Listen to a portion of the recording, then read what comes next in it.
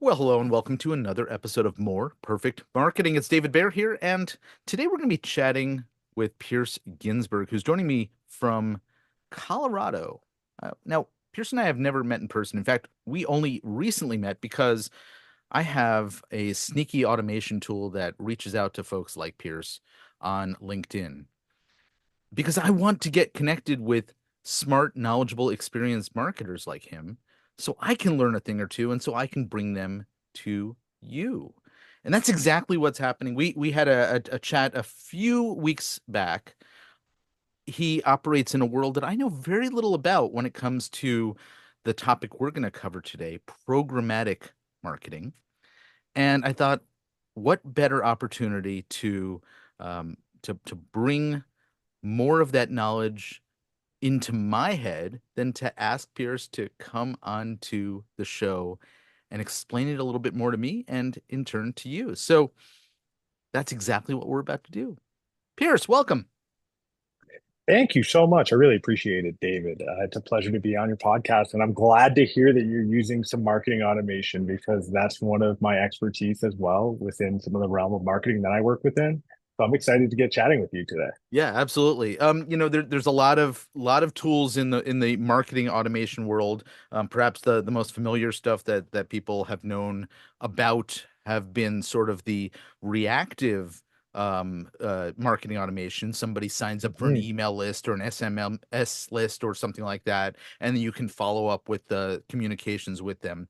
What I was talking about was sort of the proactive outbound marketing automation, and then there's another aspect of marketing automation that we're going to be talking about, which is the machine learning, probably supported and AI supported world of programmatic advertising and marketing as well. And so I want to get there eventually, but first I want to kind of start with a little bit about you, what you do now, and what led to your current business. Yeah, for sure. So a little bit about myself. I'm a Florida native through and through. Went to the University of Florida, but I actually have parents who are Northerners. So I was really, really grateful to grow up in Florida because it led to a lot of different subsets of opportunity. Most notably, some of the largest startups in the world actually come out of the University of Florida. One of the co-founders of NVIDIA is actually a alumni of the University of Florida, as well as one of my first jobs out of college. His name is Rick Carlson, and he was an absolute amazing CEO to work for during my time at SharpString. And that organization, very similarly to a Keep of the world, got acquired by Constant Contact. So I learned a lot about marketing automation during that time.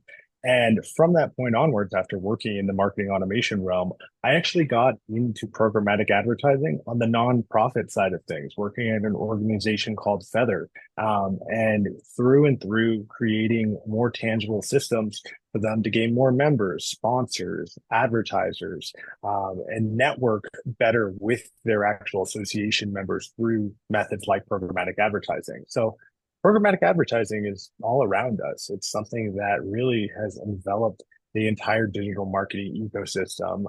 And from that point, after I dabbled in programmatic advertising for a little bit, I just got into the e-commerce realm and worked with some amazing brands such as Aloha and Wusthof Knives, and really got to work with some billion-dollar brands alongside mom and pop shops.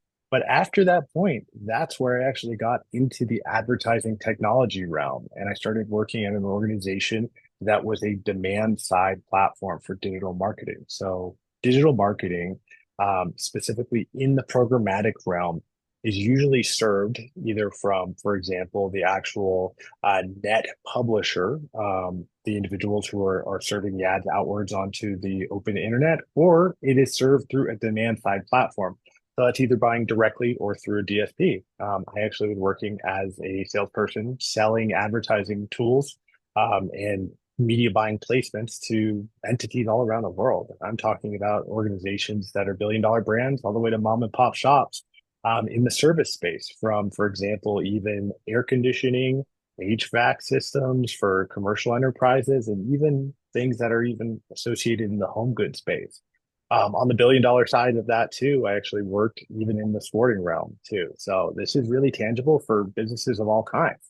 So, Pierce, can you explain? And actually, before I jump into this, I should say that I am actually joining this call from Oregon, and so the opposite corner of the country from where you grew up, and the place where Jensen Huang went to college at Oregon Yeah. State. So, Jensen, for those of you who don't know, is another one of the co-founders of NVIDIA. And if you're wondering what the heck is NVIDIA, where have you been the last couple of years? Anyway, um, for those who don't know, can you talk a little bit about what you mean when you say demand side?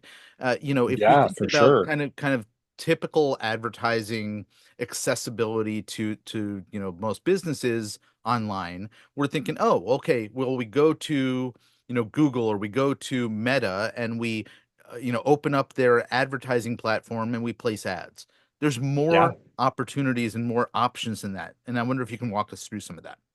For sure. There is so much more available out there. And Meta and Google are just the tip of the iceberg. The reason why they are so profitable and lucrative from an advertising standpoint is because of the fact that they are buying and selling their own ad inventory on their display networks. Essentially, what you're having there is, for example, the Facebook ecosystem, including Instagram, and all the sponsored subsets of ads that you can buy and all of those different placements on those networks independently, such as also Threads too. But then you also have the Google side of things, which includes the Google Display Network and Google Search Ads. But when you think about digital advertising, there's a lot more than that. There is so much more. And when considering where you can buy on your favorite periodical websites, for example, such as People Magazine, Car and Driver, or even some of your favorite websites that you frequent, like weather.com, and even getting into popular science. Wherever your user tends to frequent, you can get onto those websites. And that's the great thing around programmatic advertising. But what's also awesome too is programmatic advertising encompasses all of streaming television. It encompasses audio advertisements that show up in podcasts like we're on today. For example, you can also even get into digital billboard ecosystems. Such as digital out of home networks. That's what you call them. So, really, when considering where you're media buying, it's better not to buy from a single source that only serves one specific medium, but it's better to go to a consolidated buying point, such as, for example, a demand side platform like the Trade Desk or a Simplify or a StackAdapt, for example. All of these different tools are out there for consumers so that you can utilize them and actually serve ads in relevant places based around your level of marketing spend. So let's talk this through a little bit more. There's a clear difference when you are advertising on Google and Meta platforms. Google is very much about somebody's search and they're typing something in, and ads are often served on the search end of the Google ads, at least, as a response to what somebody is queried. Google has other stuff, but let's set that aside for a moment. Yeah, On Facebook or Instagram or something, we are targeting people based on what that platform knows about them and what we say we're trying to, the topic we're trying to address or the desire that we're trying to resolve, for somebody. When it comes to a broader spectrum of placement, as you've described, what's the approach? How do you think about where ads are showing up, what type of message needs to show up on ads? Can you walk us through kind of the of process there? course. Yeah. So when it comes down to it, you're talking about two different models and ways to get in front of your ideal customer profile, whether that's through probabilistic strategies or deterministic strategies, where we're understanding either the consumer preferences and behaviors, or we're actually understanding what they're searching in real time based on their real time search behavior or what they are putting into different search queries overall. So when it comes down to it, both are extremely important when getting in front of someone's ideal audience. It's it's really one of the key takeaways that you want to understand around programmatic advertising is that you really want to know your keywords around what is going to be optimized for your business, what is optimized against your business, or those negative keywords, and what's optimized towards your competitors overall too. So what I mean by that is you actually really want to do the research on the front end using free tools such as Google Keyword Planner to really pick up on what your competition is doing and what you can do to outsmart them in so many words, because there's a lot of competitiveness that comes in the keyword side of things. However, in order to combat that competitiveness, there's also some great other things that we can do in programmatic advertising. And I wanted to stress what those are. So that is the use of renting third-party data. And we can rent data from some of the largest data providers out there, such as Visa, MasterCard, American Express, Experian, Dun and Bradstreet. These are all data providers that are sharing data with these advertising companies to allow you to better profile your ideal customer and then serve ads based on their exact behaviors and, for example, demographics around income, around what they might like, around what they've searched maybe in the past. And they're collecting information on this so that you can use it with more precision compared to that standard keyword approach that can get very predatory because of the fact that there's large players out in the keyword industry that might be already buying those keywords up on those Google ecosystems already, such as search. And that also can bleed over into the Google display network as well. And those keywords can be used in that same space. So that's one of the biggest differences there in renting data compared to actually utilizing keywords, which is something that is useful, but I would say it's more of a traditional method and framework of programmatic advertising, where in today's day and age, we're now accessing more data than ever. So let me just make sure I understand. The keywords are a potential component of advertising on the programmatic front, but in Correct. fact, it's the data about the consumer that could reach deeper or be even more targeted. Did I hear that correctly? Yeah, you are 100% correct there. That is exactly the main takeaway there, in the sense that data is all around us. Yes, we can use those keywords, but now it makes more sense to be able to rent data from premium providers that give insights around your ideal customers. So the scenario, I heard you say a bunch of things earlier about like different types of businesses and different locations. And so let's say I'm a local, I think you said HVAC business, right? Yeah, And I want to get in front of potential customers in a specific defined geographic market. And then you for listed a sure. whole bunch of like well-known popular magazines. I can Yeah. show up in those places on their digital assets, but only in front of that audience that I'm after in the location that I'm after. Is that what I'm hearing?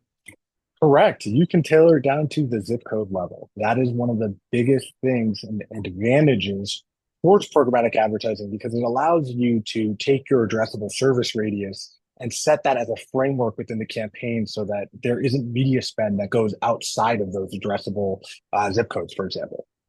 Okay. There's I'm gonna categorize this as broadly as I can just for demonstration's sake, but two different approaches to advertising that we talk about a lot in the marketing world. One is brand advertising, and one is direct response advertising. And I wonder if you can talk about what role each of those plays, and what types of investments businesses might be making in each of those directions, and what advice you give around that. Yeah, for sure. When it comes down to it and thinking about brand advertising compared to direct response overall, brand advertising is usually in the lens of awareness and consideration. Whereas, for example, direct response usually is in the mindset of conversion specifically. So there are a lot of different strategies that are going to be differentiated between the two. I would say with brand advertising, you're going to be able to get into the mediums of streaming television, audio, display, native advertising, which is, for example, sponsored content on your favorite websites.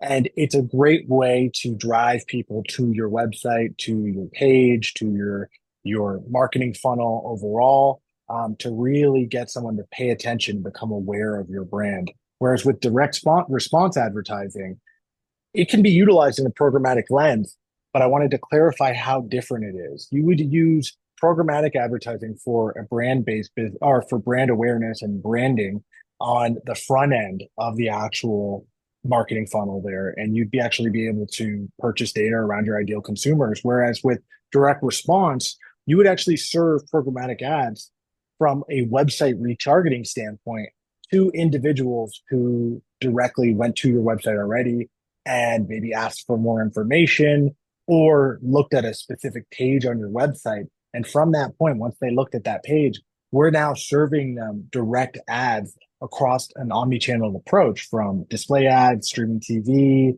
audio ads that they are getting until they actually opt into some sort of service or consultation that then is turning the advertising off. So I wanted to kind of clarify that essentially with brand advertising, you are making a net new audience aware, where with direct response advertising and programmatic, you're taking your existing audience and you're trying to get them to convert and make sure that they get to the finish line in a more succinct manner. And I would say that's the key differentiation there, where one is really creating that overall awareness and the other getting those individuals to the finish line. So I'm thinking about my habits when I will click on an ad and when I will just observe the ad, and I'm curious if you have any experience or data around like what works on different types of platforms, or is it really dependent on the type of offer, the type of audience, et cetera, that's going to determine where people are most likely to click and engage in taking an action versus just have visual recognition of seeing something. For sure. So I think there's two things that specifically an advertiser can do that will optimize their ad specifically to something that someone wants to click on or engage with. And those two things are creating a clear call to action on that display advertisement, for example, and making sure that there is a button there, like a true feel of a button so that someone has the psychology to click on it and learn more and opt into something rather than just viewing it at a sheer face value. And something else that's now being implemented into streaming TV advertisements is the use of QR codes alongside a streaming TV ad in the corner of an ad. You're seeing them more and more. And the reason why they're there is so that we can create for example, a click or a view on a specific website that is of interest to that specific company. And we want to create traffic to that landing page. So that's where taking a TV ad that normally isn't clickable most of the time, I would say around 20% of streaming TV ads inventory tends to be clickable. Some mediums, you'll see them here and there, but most of the time they're not any type of clickable opt-in as of right now. So that QR code on the advertisement really is allowing someone to get that additional page visit coming from a piece of creative that normally wouldn't have that opt-in there. But what we can also do too is we can, for example, follow up on that individual who saw that initial TV ad with an additional advertisement Mhm. and through a different medium. So I did want to clarify that is a strategy that also works well too. Using those things in tandem, that QR code, and then following up with a direct display ad that reminded the person of that initial TV ad too. I just want to circle back to the very first point that you made here because it's so simple and yet often so overlooked. You said an ad that includes an actual button. So if even if it's just like an illustration or an image, right? Exactly. The fact that the words, if they're surrounded by a box or an oval or something that looks like it's clickable, is going to get people to actually take an action more than just observe, oh, there's the web address that I can go type in later and then forget about it. And I think that there's something tapping into the way that humans behave that is Oh yeah, often missing in so much ad design, right? That if we can tap into the psychology of, oh, put a button there and I'm going to be more likely to click it, is a very simple but highly effective thing to do. for sure. And something that also is showing up more and more, aside from digital buttons that are showing up on actual advertisements in order to create that psychology of a actual button click, is something that I'm seeing more and more in particular as a trend is the fact that we ran out of marketing budget as the concept of an advertisement Hmm. and blaming that on the intern, for example. And that is something that's showing up within display advertising because it's allowing the brand to spend less money on an engaging ad Mm. while placing blame on an imaginary employee. So a lot of that time, this is stuff that is manufactured by the marketing teams because of the fact that these marketing teams are millennials themselves, and they understand that some of these marketing tactics that are coming out of the box in big brands haven't drawn the attention that they wanted to. So they're thinking a little bit outside of the box, and that's where you're seeing these low quality, low resolution ads show up Hmm. as well too, that are getting people curious because they're wondering why does something look that bad? However, they're drawn to a landing page of high quality. So it's really they're creating almost a bait and switch of sorts. Yeah. That is something that's also occurring in that space as well. Well, I love seeing those things. It reminds me of looking back to the days of, very interesting creatives like I'm trying to remember who it was. It was I have always credited this to the wrong agency. I think it was BBDino that did the Volkswagen Beetle ads of the, ugly or think small or and Yeah, they were not the most attractive ads to begin with, and it was really to have this sort of visual impact of snapping somebody out of the whatever routine they were in by presenting something so strange. I've exactly. been seeing a lot of humorous stuff that I think you are accurate about, like sort of there's a generational thing with humor. There's a British um cereal manufacturer called Surreal Cereal. And I have been watching their ads for the last year or so, and they're just hilarious. And a lot of them are along the lines of what you've just described, which is, Yeah, um, uh, sorry for the poor quality of this ad. I got a little cold and I wasn't feeling well when I was writing this ad, so you're just gonna have to deal with the way, that it looks today. exactly. And it's hilarious stuff. And I think that to a certain extent, there's a more entertainment that we're seeing in a lot of advertising that is baked into getting people to take action a lot more than there was the entertainment value of ads that Madison Avenue would produce just for their own, pat on the back, self-congratulatory, award-winning, jockeying that they used to do. For sure. You're definitely seeing a paradigm shift there from branding agency perspective, from an advertising agency perspective, as to making brands more playful. Mhm. You'll see it right now. You're seeing it with McDonald's and their branding team. I mean, they are doing some really, really cutting edge stuff in the space. So when it comes down to it, if the biggest players are getting playful with their branding, why shouldn't the little guys? I think it's okay to do that. I think it's just something that you want to be cautious of, but you want to keep it in tandem with your brand's identity. So, of course, when thinking about that, that's where you can get a little bit outside of the box, but not really overdo it. I think that's one of the biggest takeaways that I wanted to stress there too. We have just about 10 minutes left, and I wanted to make sure that we talk a little bit about your brand because you have a very Yeah. interesting name for your business. And I wanted to talk a little bit about how you arrived at that, and then, shift to a little bit about the stuff that you're doing there and who you're serving. So the company is called, Electric kettle. and Electric kettle. there's a story there. Oh yeah, for sure. When it comes down to electric kettle, it was something that, I was thinking about names for my consulting work initially, and this was an idea that I kind of thought of in 2018. And I'm a very large fan of electronic music, so one of my favorite drum and bass artists is actually named London Electricity, and the way he spells the phrase electricity, I spelled with a K in the first C. So instead of exactly copying his exact moniker in the Mhm. same kind of language, I actually chose the last K in electric and then paired that up with the word kettle to really put a vision to my brand overall. And what Electric Kettle is a consultant agency that works to supercharge brands. And, the way that you would boil water through an electric kettle to really get things rolling and get things boiling to new heights. I think that's the biggest takeaway I wanted to stress through the messaging of the brand. And what we are is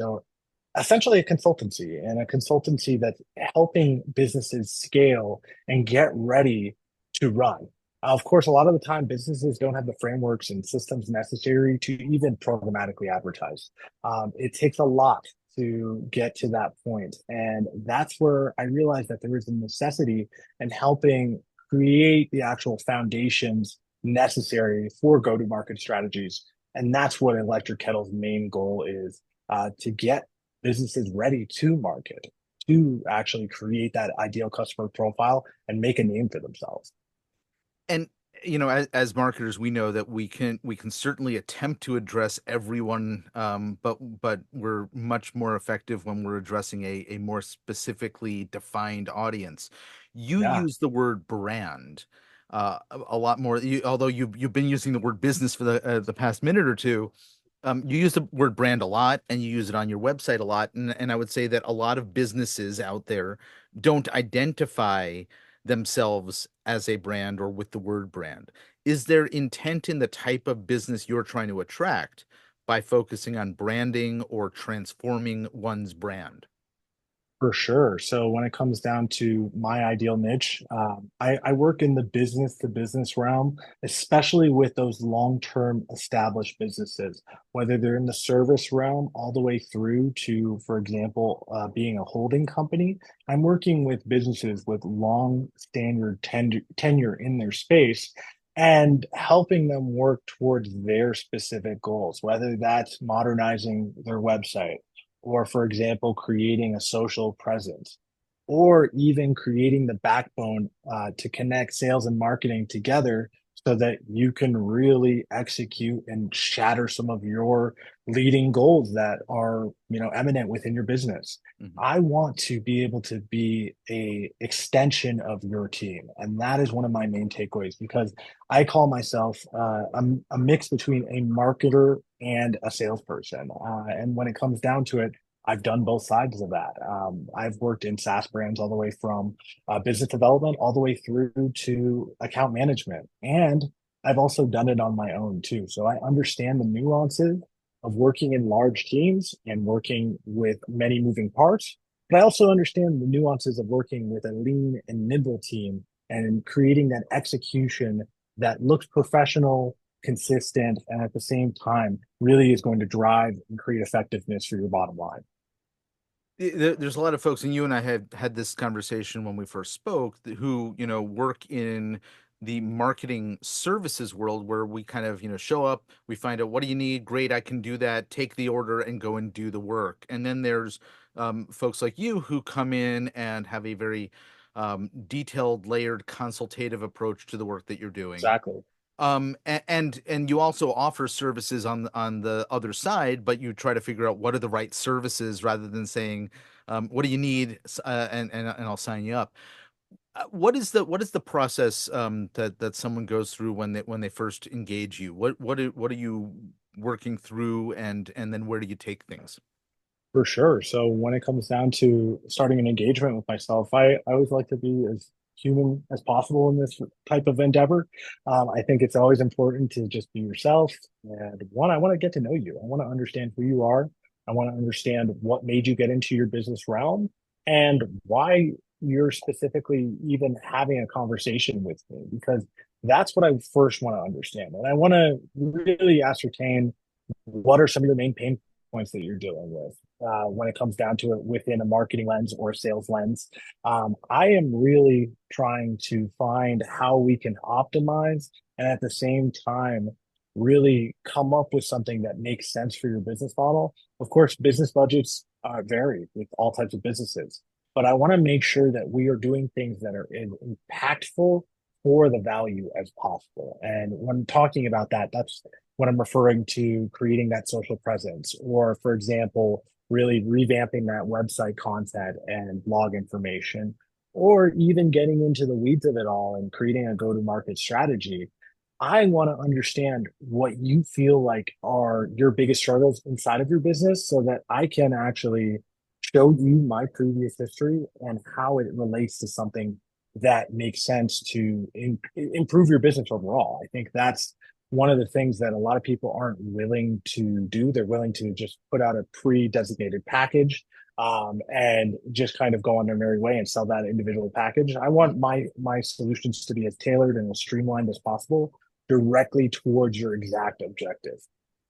Yeah, I love the fact that there's a lack of packages listed on your website. When I click on services, right, you do talk a little bit about what you offer, but before you get there, you actually feature what your process is for working with someone, Yeah, and that's the kind of marketer that I wanna be engaged with, is really understanding it's about process and approach first before we even determine what it is that we're gonna do. for sure. I mean, we want to create a game plan. I want to at least give you a game plan, an idea that you can go and execute with on your own, without me. But I want to make sure that I'm also, for example, adding as much value as I can. I've made over 100,000 cold phone calls in my lifetime. I have sent out over 100,000 personal emails in a lifetime right now, and it's something that I want to be able to create a friendship with a business owner. But at the same time, I also want to introduce them to my network, because if I'm not the person that makes the most sense to work with them, I want to introduce them to someone who is relevant towards their specific needs, towards their niche, because I don't want to gatekeep. There's no need for that in today's day and age. I just want to help empower brands, these long-standing businesses, modernize and really create competitive go-to-market strategies. So to that end, you mentioned networking and developing relationships, and I know that you and I did so on LinkedIn, which I mentioned at the top of our show. How can somebody find you? Yeah, of course. Everyone can find me on LinkedIn. Just make sure you search Pierce Ginsberg, and also make sure to follow my business page, Electric Kettle, on LinkedIn, and you will see me. I'm the first person that shows up. Brilliant. Well, we will of course leave the link to both your LinkedIn profile as well as your website at Awesome. Electric Kettle. For those of you who are eager to just go ahead and type it in, I want to make sure that you know that you can find Pierce at linkedin.com/in. I don't know why they insist on doing that, /Pierce Ginsberg, and that's spelled Ginz, like zebra, Berg, Pierce Ginsberg. Pierce, thank you so much for hanging out. This has been a fascinating conversation. Likewise, David. Thank you so much for your time today. I really appreciate it a ton. Indeed. Folks, if you know somebody who could benefit from listening to this conversation, and I'm pretty sure you do, please send them our way. Till next time, I'm David Baer, and this is More Perfect Marketing. Bye bye.